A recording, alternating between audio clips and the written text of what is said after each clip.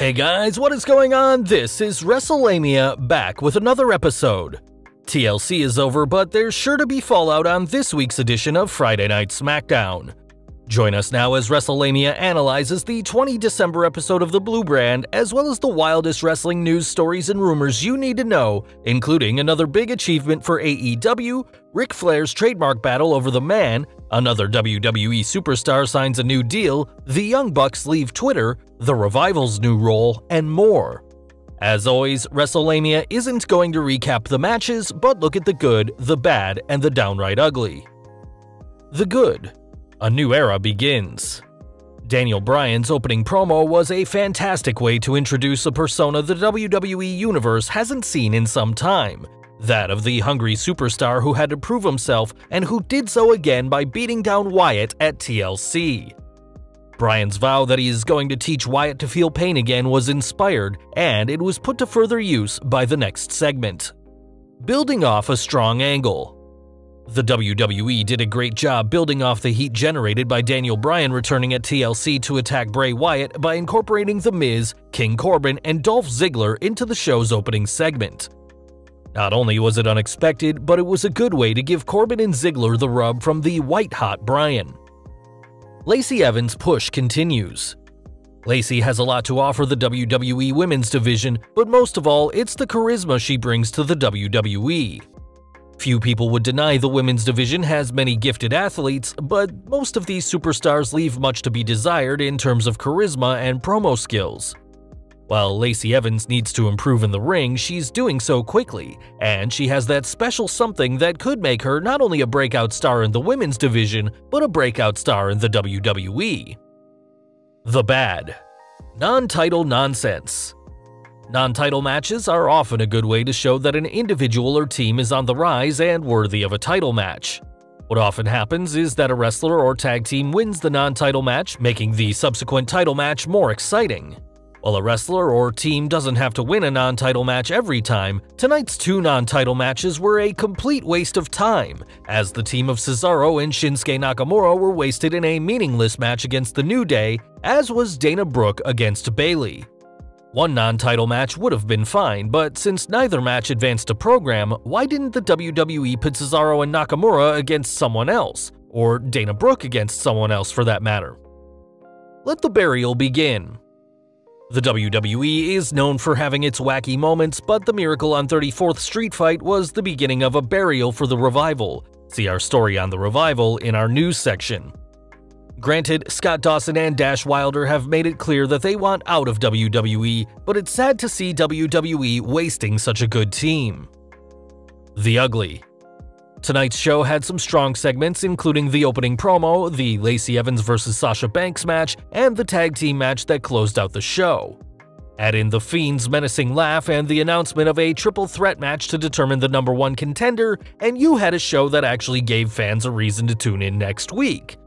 While tonight's show had a little bit too much goofiness between the Revival's burial and Heavy Machinery's antics, apparently the Otis and Mandy Rose segment is trending on social media. Wrestlelamia is eager to see what the ratings will reveal. News. AEW pay-per-view sells out. The ratings war between Dynamite and NXT may be a seesaw battle right now, but AEW's first pay-per-view for 2020 sold quickly. The Wrestling Observer Figure 4 Online reports, despite having no matches announced, All Elite Wrestling sold out their next pay-per-view in under an hour Friday.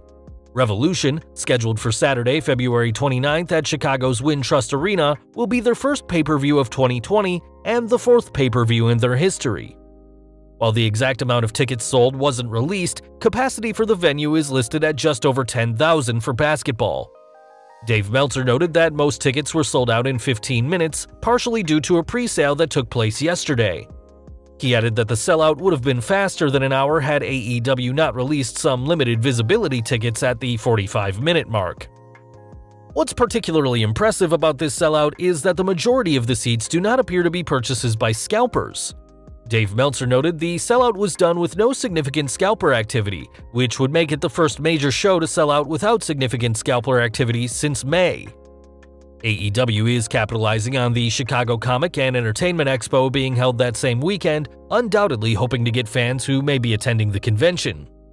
While AEW's Revolution sellout shouldn't be seen as proof that all their live events are huge successes, it is a good sign for the promotion. WWE discounting tickets. It appears WWE is having trouble selling tickets for its 26 December live event in Madison Square Garden. According to Ringside News, Madison Square Garden is now selling tickets at 25% off. You can get that deal at this link using code GIFT. You may recall WWE had trouble selling tickets in the Garden when it aired Raw and Smackdown there recently. WWE Superstar signs new deal. Dana Brooke just announced she's signed a 5-year contract extension with WWE. During an interview with Sports Illustrated's Justin Barrasso, Brooke discussed how she feels 2020 is going to be her year, in and out of the ring. The 31-year-old wrestler and former bodybuilder discussed what she hopes to do outside the ring. "I'm here to tell my story and inspire someone. I just did an event with UNICEF. There are so many ways to be a part of their programs. I learned so much about them, and they help children from all around the world who live without the simplest things that we take for granted. I also hold WWE's anti-bullying campaign close to my heart. Children deserve a happy childhood. No one has the right to take that away from them." Ric Flair's Trademark Tag Team.